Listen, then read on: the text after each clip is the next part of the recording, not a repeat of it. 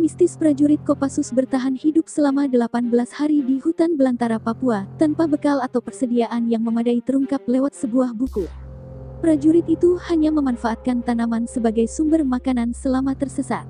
Kisah tersebut ditulis dalam buku berjudul Kopassus untuk Indonesia karya dari Iwan Santosa dan E. Sastranegara.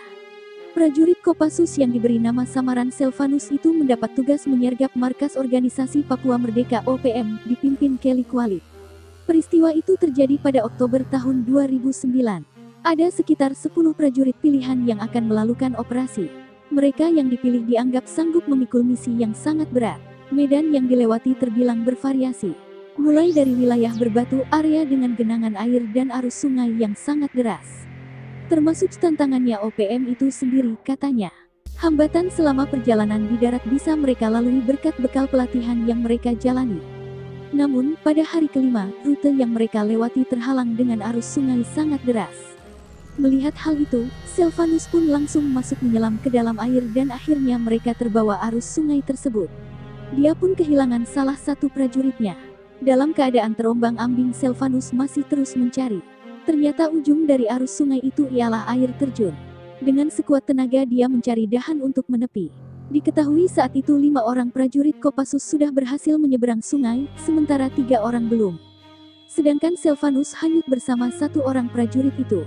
Dia mencari prajurit itu sebagai motivasinya untuk bertahan hidup, imbuhnya. Ketika berhasil menepi, kondisinya sudah basah kuyup dan sepatunya hilang terseret arus sungai. Saat itu, dia tidak membawa perlengkapan maupun bekal. Kondisi cuaca pun cukup dingin. Diperkirakan ketinggiannya berada di 4.000 meter di atas permukaan laut. Selvanus masih sangat optimistis bahwa anak buahnya dapat ditemukan.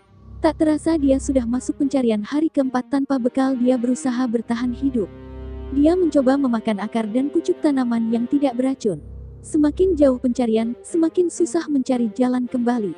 Sehingga dia harus menyusun ulang rencana, yaitu mencari arah menuju Timika dan melapor kepada komandan. Kemudian dia akan meminta rekomendasi melakukan pencarian.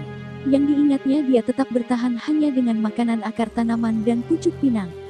Di hari ke-6 dia mulai merasakan halusinasi. Sulit membedakan antara sadar atau tidak. Bahkan, dia sudah berkomunikasi dengan makhluk tak kasat mata. Juga mampu mendengar suara riuh kampung, masjid dan suara orang dalam gereja. Diyakininya selama di hutan terus diikuti makhluk halus. Ketika hari mulai gelap, para makhluk itu ada yang memijat kaki dan pundaknya. Ada juga yang berbagi rokok serta bercerita dengan dirinya. Dia sudah tak ingat lagi sudah berapa hari berpisah dari rombongannya. Sebelum akhirnya dia ditemukan, kondisinya sudah kian memburuk dan hampir kehilangan kesadaran. Dia terus berusaha berjalan ke Timika dan masih mampu melewati sungai dengan lebar 200 meter. Tepat di siang hari pukul 12 waktu setempat, dia mencoba istirahat kemudian tertidur dan akhirnya dia ditemukan. Menurut Wakil Komandan Satuan Tugas, Selvanus tiba di Timika hanya tinggal tulang berbalut kulit.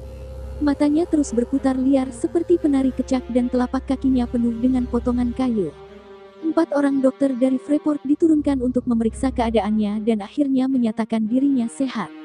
Setelah melewati masa pemulihan dan dinyatakan sehat, Selvanus diundang makan oleh komandannya. Di saat itu, ada peristiwa memalukan namun juga sangat lucu. Para komandannya terperangah melihat Selvanus menghabiskan makanan satu meja yang disediakan. Semua orang pun dibuat heran. Saat itu, Selvanus menceritakan ulang peristiwa yang dialaminya, sembari terus tertawa. Rupanya, ada orang pintar yang mengatakan bahwa ada makhluk halus yang mengikuti Selvanus. Hal itu membuat Selvanus makan begitu banyak. Selesai acara itu, Selvanus dibawa ke orang pintar untuk dimandikan air kembang, tepat pukul 12 malam. Selesai dimandikan dan tersadar, Selvanus langsung bertanya mengapa dirinya ada di Jayapura.